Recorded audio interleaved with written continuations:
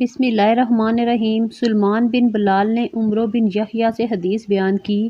انہوں نے عباس بن سہل بن سعد ساعدی سے، انہوں نے حضرت ابو حمید رضی اللہ تعالیٰ عنہ سے روایت کی اور کہا، حضرت ابو حمید رضی اللہ تعالیٰ عنہ کہتے ہیں کہ تبوک کی جنگ، غزوہ تبوک میں ہم رسول اللہ صلی اللہ علیہ وآلہ وسلم کے ساتھ نکلے۔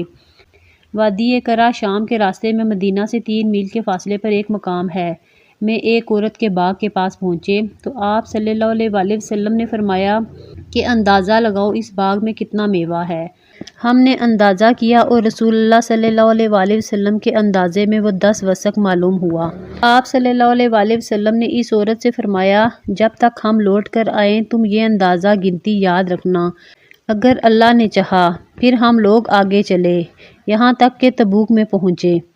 رسول اللہ صلی اللہ علیہ وآلہ وسلم نے فرمایا، آج رات تیز آندھی چلے گی، لہٰذا کوئی شخص کھڑا نہ ہو اور جس کے پاس اونٹ ہو وہ اس کو مضبوطی سے باندھ لے۔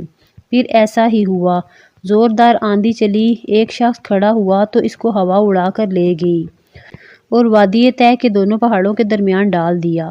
ابن علمہ حکیم ایلیہ کا ایلچی ایک ہاتھ لے کر آیا اور رسول اللہ صلی اللہ علیہ وآلہ وسلم کے لیے ایک سفید حجر تحفہ لایا۔ رسول اللہ صلی اللہ علیہ وآلہ وسلم نے اس کو جواب لکھا اور ایک چادر تحفہ بھیجی۔ پھر ہم لوٹے یہاں تک کہ وادی کرہ میں پہنچے۔ آپ صلی اللہ علیہ وآلہ وسلم نے اس عورت سے باغ کے میوے کا حال پوچھا کہ کتنا نکلا؟ اس نے کہا پورا 10 وسق نکلا۔ پھر آپ صلی اللہ علیہ وآلہ وسلم نے فرمایا کہ میں جلدی جاؤں گا، لہٰذا تم میں سے جس کا دل چاہے وہ میرے ساتھ چلے اور جس کا دل چاہے ٹھہر جائے۔ ہم نکلے یہاں تک کہ مدینہ دکھائی دینے لگا۔ آپ صلی اللہ علیہ وآلہ وسلم نے فرمایا کہ یہ طابہ ہے۔ طابہ مدینہ منورہ کا نام ہے اور یہ احد پہاڑ ہے جو ہم کو چاہتا ہے اور ہم اس کو چاہتے ہیں۔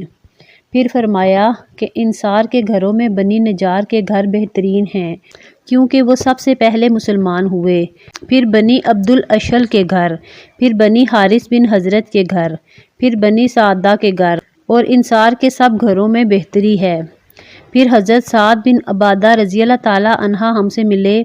حضرت ابو سعید رضی اللہ تعالیٰ عنہ نے کہا کہ تم نے نہیں سنا کہ رسول اللہ صلی اللہ علیہ وآلہ وسلم نے انصار کے گھروں کی بہتری بیان فرمائی ہے تو ہم کو سب کے اخیر میں کر دیا۔ یہ سن کر حضرت سعد رضی اللہ تعالیٰ عنہ رسول اللہ صلی اللہ علیہ وآلہ وسلم سے ملے اور عرض کیا کہ یا رسول اللہ صلی اللہ علیہ وآلہ وسلم، آپ نے انصار کی فضیلت بیان کی اور ہم کو سب سے آخر میں کر دیا۔ آپ صلی اللہ علیہ وآلہ وسلم نے فرمایا کہ کیا تم کو یہ کافی نہیں کہ تم خیر و برکت والوں میں سے ہو جاؤ؟